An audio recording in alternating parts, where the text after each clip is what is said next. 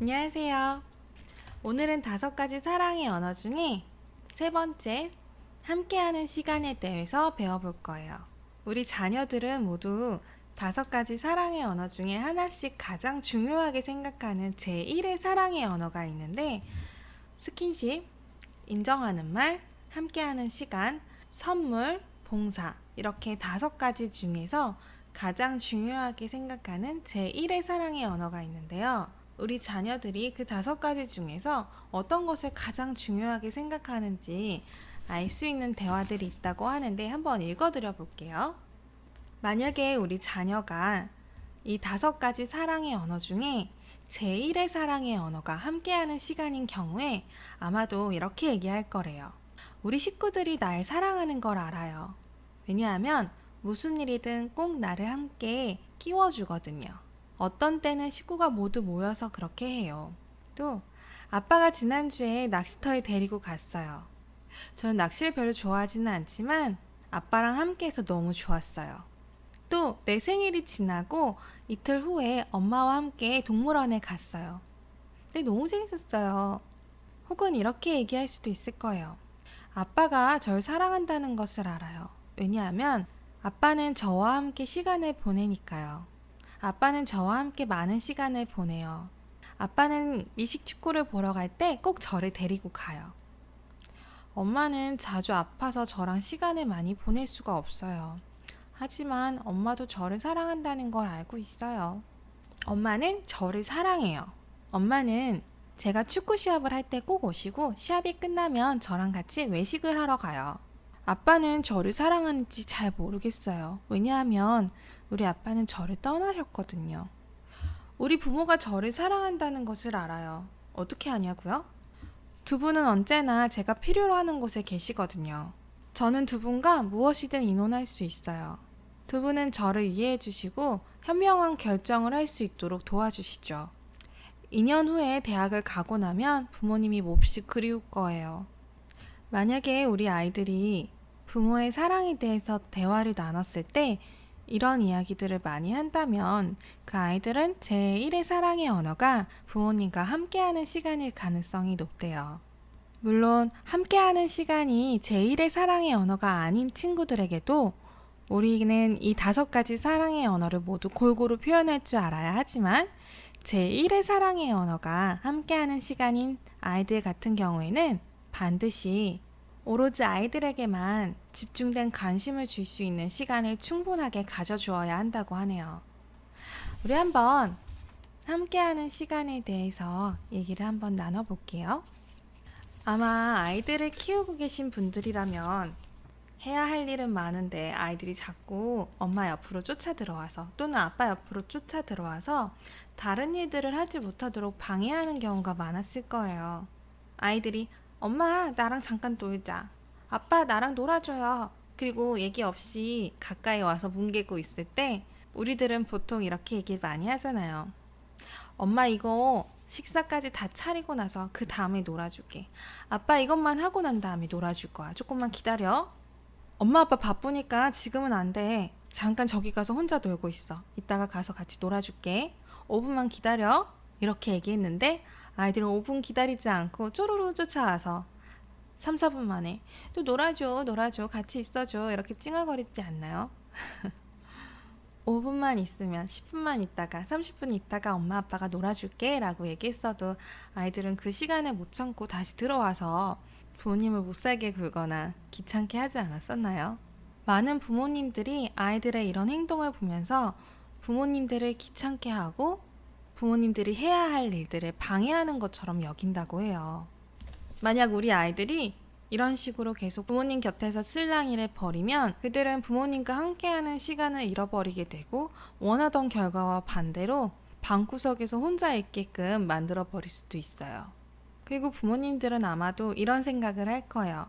과연 내 일을 다 하면서 아이들과 함께 시간을 보낼 수 있을까? 그런데 이 책에서는 이렇게 알려주고 있어요.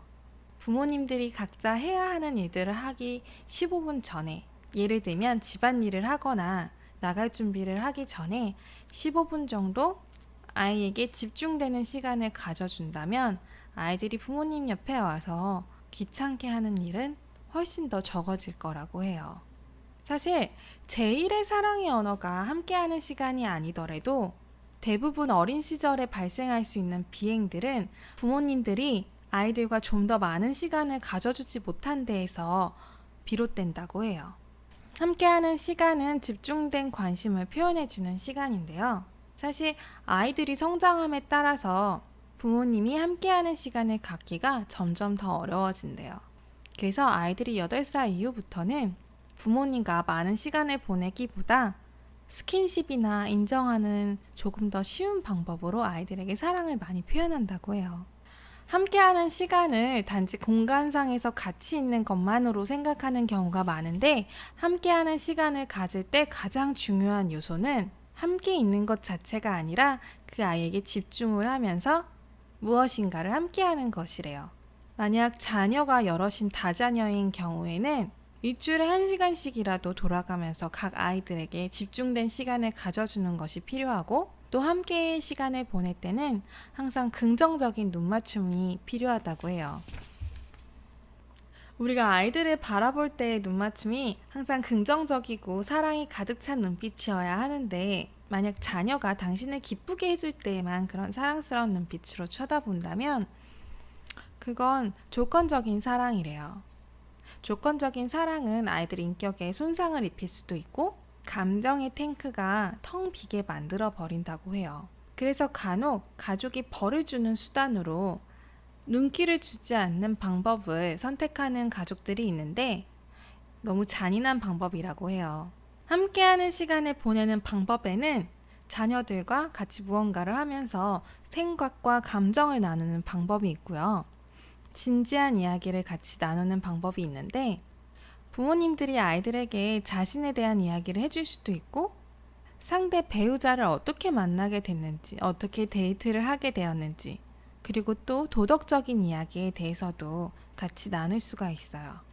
이런 진지한 대화를 통해서 친구들을 어떻게 사귀는지, 또 직장 동료들과 어떤 관계를 맺을 수 있는지, 다른 사람의 생각을 존중하는 방법과 내 의견을 다른 사람들에게 설득시킬 수 있는 방법, 그리고 나의 생각을 긍정적으로 발전시킬 수 있는 방법, 불쾌한 것을 내색하지 않고도 표현할 수 있는 여러 가지 방법들에 대해서도 아이들과 진지한 대화를 통해서 알려줄 수 있다고 해요. 특히 어린 자녀들과 대화를 할 때 가장 좋은 시간은 잠자리에 들기 전이라고 해요. 왜냐하면 아이들은 특히 잠잘 때 집중을 잘 한다고 해요. 잠들기 바로 직전에는 아이들이 좀 더 덜 산만하기도 하고 좀 더 늦게 자고 싶어 하기 때문에 부모님의 말에 조금 더 귀를 기울인대요. 그래서 서로 부드럽게 감정을 나눌 수 있는 따뜻하고 친밀한 잠자리의 시간이 오랫동안 지속이 되면 인생에서 있을 수 있는 가장 심각한 문제들을 미연에 방지할 수 있대요. 그런데 이런 따뜻하고 친밀한 감정의 대화를 진지하게 하기 위해서는 부모님들의 감정이 우리가 살아가는 바쁜 세상과 정반대여야 한대요.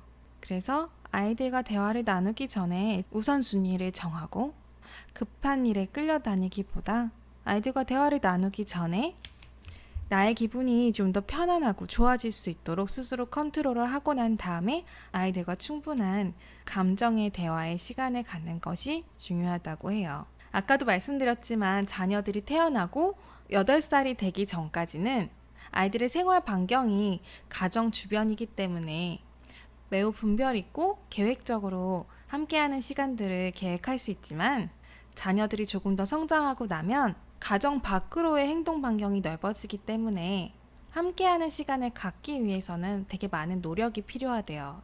여기 책에서는 2가지 대안을 제안을 했는데요. 하나는 식사 시간을 가족이 함께하는 시간으로 정하는 것이 좋대요. 저희 집만 해도 요 근래에 가족들끼리 다 같이 모여서 식사를 하기가 쉽지 않다라고 생각이 드는데, 온 가족이 다 함께 규칙적으로 저녁 식사 시간을 함께 하면서 따뜻함을 나누는 것만큼 가족의 연합을 잘 느낄 수 있는 시간이 없대요. 또 하나, 2번째는 짧은 여행을 같이 보내는 거예요.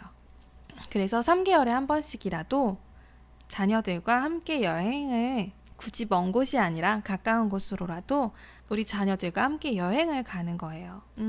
제가 생각했을 때 자녀들과 함께 시간을 보낼 수 있는 좋은 방법이 뭐가 있을까? 분명 그 나이대에 따라서 조금씩 다를 거라는 생각이 들어요. 우리가 연애할 때 보면 연애하는 상대방이 어떤 것을 가장 좋아하는지를 먼저 알고 그것을 함께 나눌 수 있는 시간을 가지려고 노력을 하잖아요. 그렇게 함으로써 내가 당신을 이렇게 많이 좋아한다는 것을 표현하잖아요. 우리 아이들도 부모님들이 가장 좋아하는 것이 무엇인지 한번 잘 생각해 보셨으면 좋겠어요. 아이들과 함께하는 시간을 보냈다고 해서 옆에 앉혀서 영어와 수학 숙제만 시키는 것이 아니라 그 아이들이 진짜로 좋아하는 것이 무엇인지를 먼저 알고 그것들을 함께 같이 할 수 있는 그런 부모의 모습이 정말 이상적이지 않을까라는 생각이 들어요. 예를 들면 7, 8살 때에는 남자아이들이 레고를 많이 좋아하잖아요. 그러면 레고를 선물만 딱 주는 것이 아니라 부모님이랑 같이 레고를 하면서 시간을 보내는 거죠. 그럴 시간이 없다고요. 일주일에 1시간 또는 한 2시간 정도만 따로 시간을 내서 아이들이 좋아하는 것을 같이 해주는 게 얼마나 큰 의미가 있겠어요. 7, 8살 정도 된 여자아이들은 뭘 좋아할까요? 유행이 지났을 수도 있지만 아이들이 끈적거리는 슬라임 만지는 걸 좋아했었던 것 같은데 부모님들이 잔소리하면서 이거 몸에 안 좋은 거니까 많이 만지지 말아라 잔소리하는 것보다 잠깐이라도 아이들과 같이 그 슬라임을 직접 만들어 보는 거를 해주는 부모 얼마나 이상적일까요? 그런 부모님 얼마나 좋을까요? 잠깐이라도 아이들과 슬라임을 직접 만들어 본다던가 아니면 그 나이 또래 아이들은 아기자기한 액세서리라던가 디저트 같은 거에 관심이 많아요.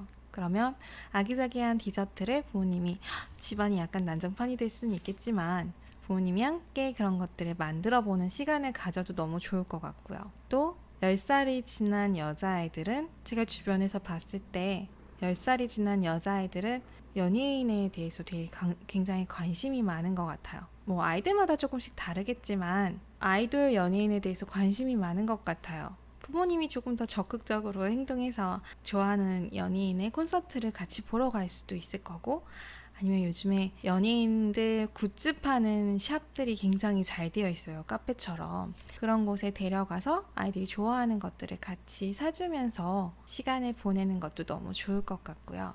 또 10살 넘은 남자아이들은 대체적으로 게임을 많이 좋아하지 않나요? 그러면 게임을 못하게만 막는 게 아니라 오히려 반대로 부모님이 적극적으로 게임할 수 있도록 해주면서 부모님이 함께 게임에 참여하는 것도 너무 좋은 방법일 것 같아요. 아이들 게임에 중독이 되지 않도록 만드는 진짜 좋은 방법 중에 하나가 아닐까 생각이 들어요. 오히려 게임하지 못하도록 잔소리하고 못하게 방지를 시키면 부모님이 없는 사이에 부모님이 자고 있는 사이에 몰래 더 하고 싶어서 애간장을 태우게 되는데 부모님이 적극적으로 권하고 부모님이 같이 아이디를 만들어서 그 게임에 참여를 하면은 그게 그렇게 또 밤새우면서 할 정도로 재밌지는 않거든요. 왠지 부모님이랑 같이 하면 예전만큼 재밌지 않고 그럴 수도 있어요. 저는 저희 조카가 한창 게임을 좋아할 나이인데 처음 이제 게임을 시작하게 되는 그런 나이인데 저희 언니랑 형부는 절대 게임 못하게 하거든요. 오히려 그러니까 아이들이 더 게임하고 싶어서 어떻게 하면 게임을 할 수 있을까 거기에만 집중을 하게 되는 것 같아서 게임을 하게끔 조금 시켜줬어요. 대신에 게임을 시키면서 게임을 더 잘하기 위해서 거기에 나오는 영어들을 조금씩 더 공부할 수 있게끔 그때그때 그 자리에서 도와줬었거든요.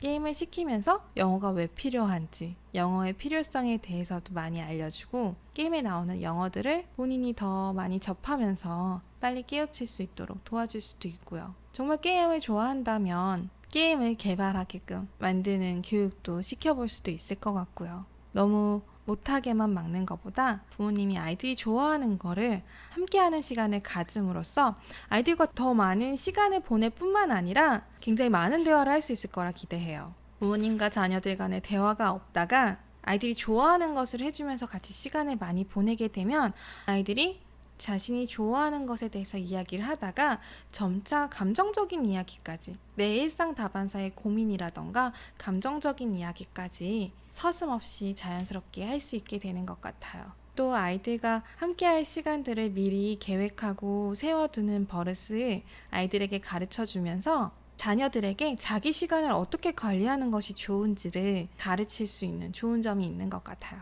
만약에 우리 아이들이 부모님이 말을 시켜도 아무 말도 안 하고 반응이 없는 아이라면 특히나 아이들이 좋아하는 것을 통해서 함께하는 시간을 많이 갖는 것이 진짜 중요하다는 것을 알고 한번 계획적으로 함께 보내는 시간을 가져보셨으면 좋겠습니다. 오늘 제가 드린 이야기가 도움이 많이 되셨다면 구독과 좋아요 꼭 눌러주시고요. 또 아이들과 함께 보냈던 시간들 좋은 아이디어가 있으면 아래 댓글로 같이 나눠주시면 너무 좋을 것 같아요. 또 좋은 이야기로 다음에 뵐게요. 감사합니다.